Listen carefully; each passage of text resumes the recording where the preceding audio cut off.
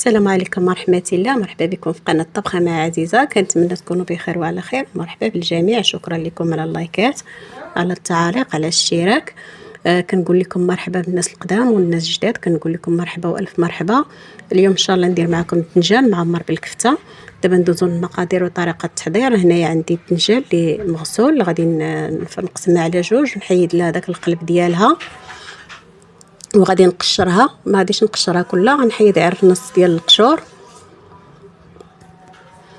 انا بعد ما حيت له البابه غادي ندير له الملحه ونخليه يطلق داك الماء ديالو. هنا ديك البابه ما غاديش نلوحها، غادي نحكها في الحكاكه في الجهه الرقيقه، ماشي رقيقه بزاف، المهيان حتى هي غادي نخلطها مع الكفته، ما كاين لاش نلوحوها حتى هو راه تيبقى خدام. انا بعد ما حكيتها غادي ندير له واحد 2 معالق ديال الخل باش ما يكحالش. هنا عندي رابعه ديال الكفته ديال اللادان، تقدروا ديروا البقري ولا الغلمي اللي بغيتو. هنا نص معلقه صغيره ديال الابزار، سكنجبير، الخرقوم، الفلفله حمراء، الملحه. هنا معلقه كبيره ديال الكيتشوب، 2 معالق ديال الزيت. هنا عندي بورو مقطع رقيقه اولا البصله، 2 ريوس ديال الثومه. غادي نخلط كل شيء. هنا عندي 4 الحبات ديال المطيشه اللي حكيتهم في الجهه الرقيقه ديال الحكاكه. درت له نص معلقه صغيره ديال الابزار، سكنجبير، الخرقوم، الفلفله حمراء، الملحه. هنا غندير 2 معالق ديال الزيت، 2 ريوس ديال الثومه. غادي نخلط كلشي مزيان. هنا عندي المول اللي غندير فيه الدنجال يطيب، درت فيه هذا البرو مقطع رقيق. الا ما كانش تقدروا ديروا البصله. غادي ندير نص ديال ديك المطيشه من فوق داك البرو. غادي نستف الدنجال اللي كان طلق ليا الماء وغسلته ونشفته.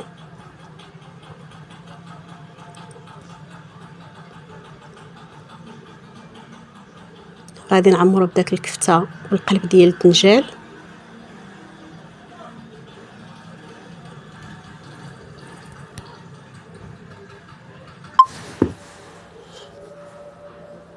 انا من بعد ما عمرتهم غادي نكب داك النص ديال المطيشه اللي خليت، وغادي نزيد غير 2 معالق ديال الماء كبار، هما اللي غادي نكبهم هكا في الجناب حيت البصله ولا البرو كيطلقوا الماء.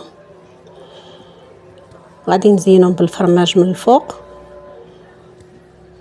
وغادي نغطيهم بورق الزبده، وغادي ندخلهم للفران اللي مشعول على درجه الحراره 140. غادي نشعل عليهم من الفوق والتحت. اصلا الدنجال دغيا كيطيب، ما كياخذش وقت كتير.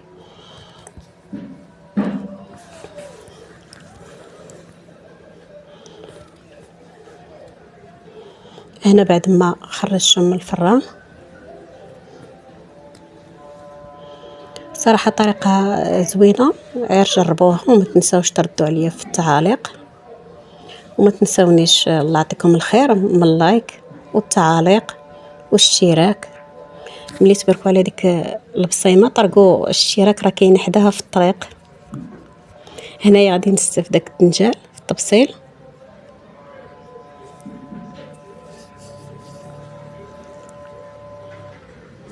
هذا هو الشكل النهائي ديالو. كنتمنى ينال الاعجاب ديالكم. كنقول لكم شكرا مره اخرى على اللايكات، على التعليق، على الاشتراك ديالكم.